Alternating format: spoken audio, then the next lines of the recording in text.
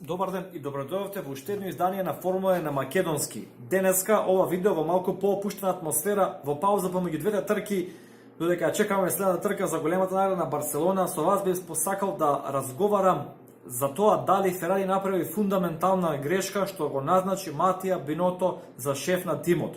Зашто го велам ова? Матија Биното е дете на Ферари. Тој се приклучува на школата во Маранело на негови рани години и во 1995 година официјално станува дел од техничкиот тим на Ферари. Он прито има можност да учи покрај најдобрите инженери на Ферари, да биде дел од онаа најуспешна ера на Ферари, предводена од Жан Тод и од Рос Браун, со неповторливиот и единствениот Михаел Шумахер, да доминира буквално една цела ера, една цела декада во Формула 1. Потоа, тој полека се пробива нагоре низ ранковите во техничките оддели на Ферари и во 2015 година конечно доаѓа на чело на техничкиот оддел на Ферари. Тој е еден од оние луѓе кои ја донесла онаа гениална промена во структурата и во формата на Формула 1 болидите, каде што он ја искористи буквално на празнина во правилата и отворите за ладење на болидите, особено на болидот на Ферари, а потоа тоа беше копирано и од тимот на Хас, ги повлече максимално назад што дозволуваат правилата и онаа структура која служи за издржливост при судар на болидите ја искористи за да формира дополнителни аеродинамички елементи и со тоа навистина ја промине целокупната филозофија ке болидите во Формула 1 и го препороди, ако може така да се каже, Ферари го донесе повторно да се бори за титула. Сите знаеме дека Ферари имаше можеби најбрз болид минатата сезона, меѓутоа грешките на патеката, грешките во стратегијата, односно повиците од питот донесоа да Ферари тоа не го направи. Сега оваа година гледаме дека почетокот на Ферари, иако можеби повторно на хартија имаат најдобар болид, тие никако тоа да го пренесат во реалноста и да почнат да победуваат, односно да го вратат Ферари онаму каде што многумина фанови на Формула 1 и го очекуваат.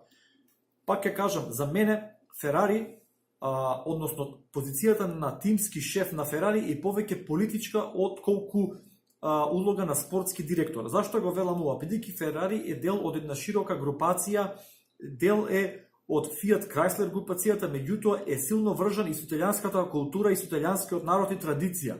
Кога Ферари не ги презентира своите способности на патеката, кога Ферари не ги носи резултатите кои луѓето ги очекуваат од Ферари, Ферари е изложен на силни критики од италијанската јавност и секој најмал детал е изложен на критика и на обсервација, детална обсервација.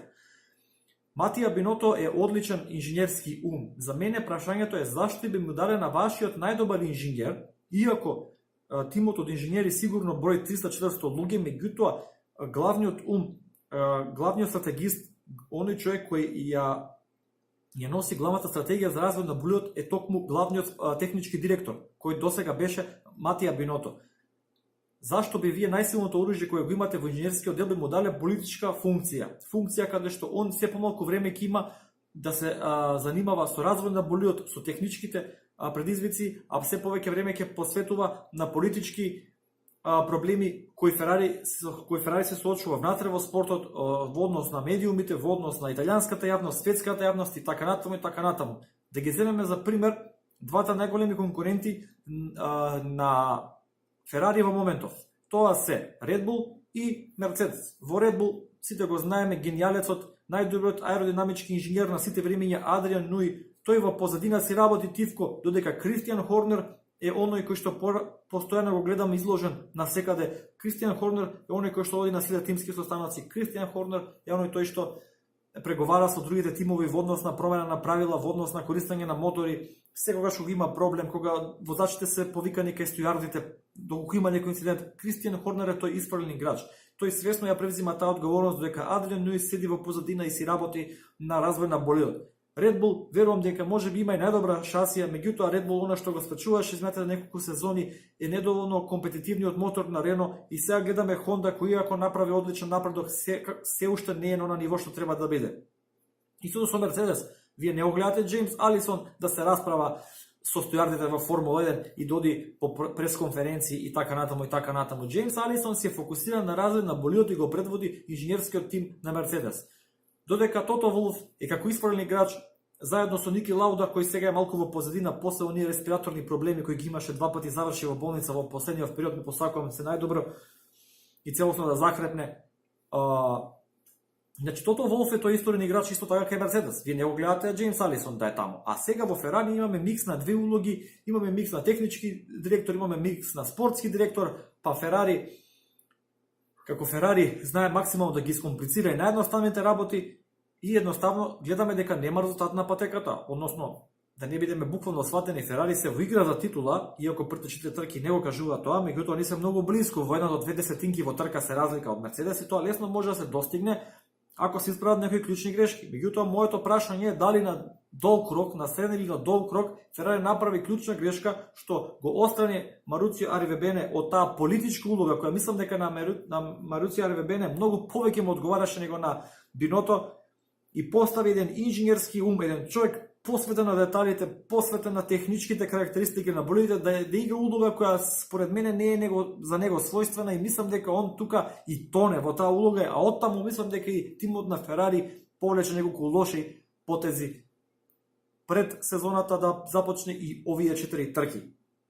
Навистина би сакал да го слушнам и вашето мислење. Постирајте коментар на ова видео на YouTube или на Facebook.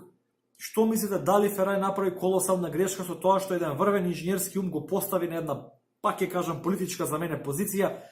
Дали тоа ги одзема крилата на Биното, каде што он доминираше, кај што беше најсилен, кај што можеше да донесе најмногу придонес, и дали тоа ќе се одрази на целокупниот перформанс на Ферари и во блиската иднина?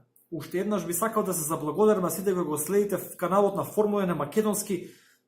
Оние кои го следат каналот одблиску имаат можност да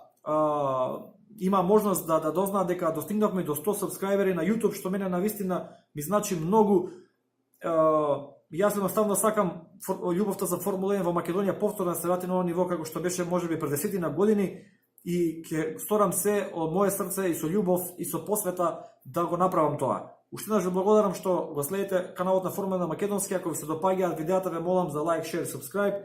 Коментирайте на оваа тема, дали Биното, дали односно неговото начување за тимски шеф е стратешка грешка на Ферари или не, и се гледаме за следната трка во Барселона која ќе се вози на 12 мај. Поздрав!